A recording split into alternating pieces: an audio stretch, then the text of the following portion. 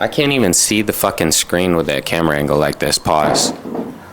We're gonna do a day in the life of the best gold trader.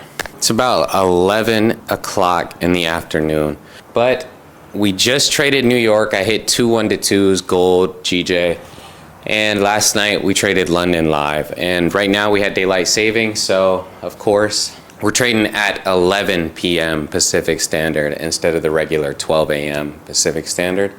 So took a loss last night. It happens. I stick to my strategy. I know my losses aren't going to outweigh my wins because I know my risk management plan. Overall, solid day. Just getting ready. Woke up from that nap because what I do is I trade London, take a nap, wake up, trade New York, take a nap, schedule everything, and then once I get up like 11, 12, I just go about my day.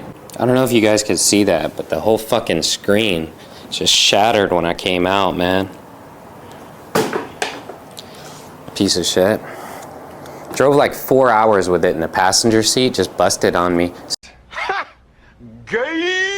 So now I'm just live streaming off from my MacBook. Had this baby since college, man. I financed this through college because I needed a computer to program. If you guys don't know, got a computer science degree, a mathematics degree, but you need something like a Mac to program. I don't like Windows. I do have a Windows computer to stream off from, but personally, I just like the Mac OS. You know, the little environment, the environment inside of Mac OS is just so much better and cleaner. All the applications seem to run smoother, and really, I like that M2 chip in there. It's got the M2 Max, I believe, but I might end up upgrading it. We'll see. With elections coming up, the indices I've been trading during London session, yes, it is London and it is the United States, but the markets move across the world. So I've been catching killer moves these past few weeks during this election season in indices, and that's because a lot of volume has been coming in, and that's great for the breakout strategy. If you guys don't know, I break down the breakout strategy in my free Telegram. Check that out if you want, or you can just check out other of my YouTube videos. I usually throw them in at the end of the videos. But elections has been good to me, so I might reward myself. I already rewarded myself with this little Rolex. It's a Sprite 2024 on Oyster, the only left-handed Rolex. See, I'm a lefty. You guys kept on making fun of me in the comments saying I'm wearing my watch on the wrong hand. No, I just got a left-handed Rolex, so. You need to take breaks. It's gonna reset you. It's gonna give you that hunger again, because while you're out here, you're having fun, you're like, man, I could be making money, or other things, really. It's just gonna ignite you more to wanna work harder. And if it doesn't, then you're just a bum. So I think I am about to go to K1, just get a little session and see what's up.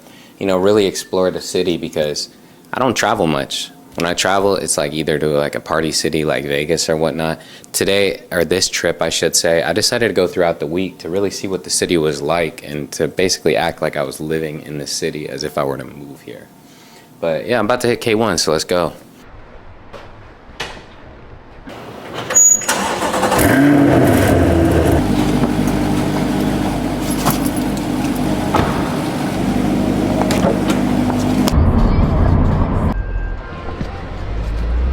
You think I could rock a do-rag?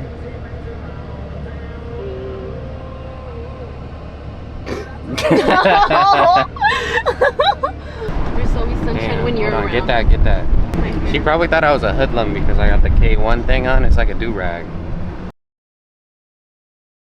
Oh my god, bro. Oh, hell no, man. What the fuck, man? They don't know I'm just getting my waves right, though. You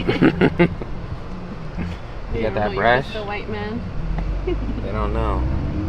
Later that night. All right, so we just got back from the K1 thing. Was driving, heard a loud click. If you guys don't know, I've already had transmission problems with my C8. I've had a full transmission replacement under warranty, thankfully, because that would have been like 15 to 20,000. It only cost me about 600 bucks. Wasn't that bad of a job. Took about 3 weeks. But today I was driving, I hear like a little clink, and you know, you feel the car like shake in the gear. And then about 10 minutes later, it says, idle creep, temporary disabled.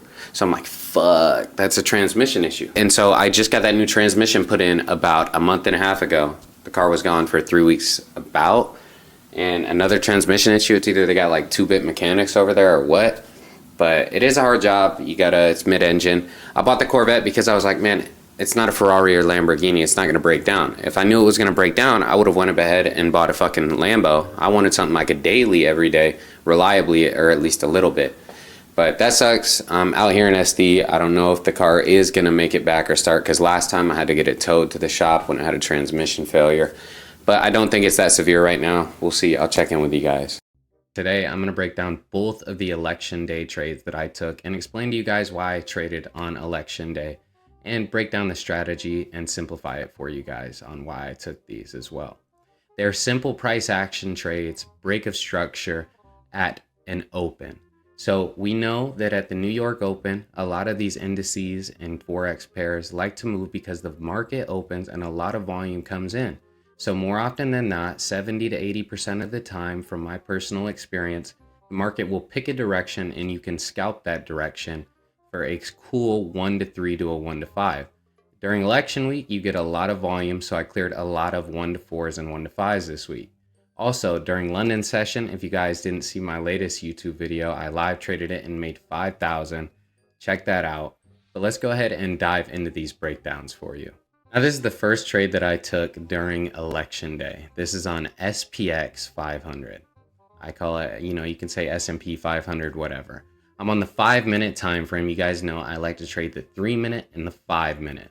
So we had a simple break of structure. As we could see, a resistance is formed right here. Price rejects it here and on the candle before the open candle and at previous levels over here.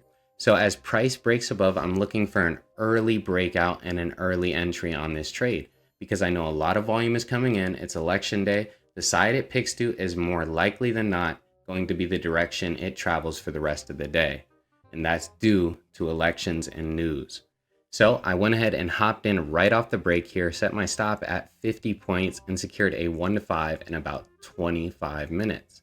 Let's go ahead and dive into the trade and break down the France 40 trade that I took live during the currency cave that you guys can see on my YouTube and on my Instagram reels. Now, there is different opens in the forex market, including that New York Open, the London Open. I lumped the Frankfurt and London Open together. They're an hour apart. But this trade specifically was taken on the Frankfurt Open, which happens at 11 o'clock at night Pacific Standard Time. And again, a lot of volume comes in to the companies that are being traded within that country, usually, right?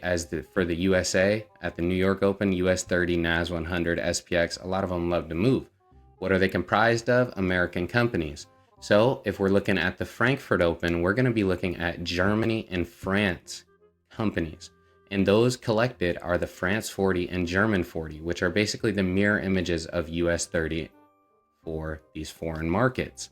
Because what do they do when they open up the stock market in that country? They're going to be trading that country's companies primarily, I would say. So again, this is a simple price action trade, a break of structure on election day. We can see price created a double top here and rejected this zone before this high that was created during Asia session earlier. Now, as price broke above this zone on France 40 right at open, we get a ton of volume, as if you guys go back test the France 40 at 11 p.m. Pacific Standard Time, you'll see it loves to pick a direction and go to that side, even more than US 30 and NAS 100 for the most part. So I set a tight stop loss of 15 points as soon as price pushes past this double top. And yes, it pushed past fairly fast. So my entry was a little bit above that initial break. But overall, I still got a solid entry and price barely went into any drawdown, and we hit our target of a 1 to 3 fairly quickly. Overall, it was a super simple trade. I take all these live in the currency cave, and the other SPX, GJ, and GU trades I take in my New York Telegram room. If you guys want to, check out my website. It has links to all those things, and I'm going to link the currency cave down below as well. Thank you guys for watching, and I'll see you next time.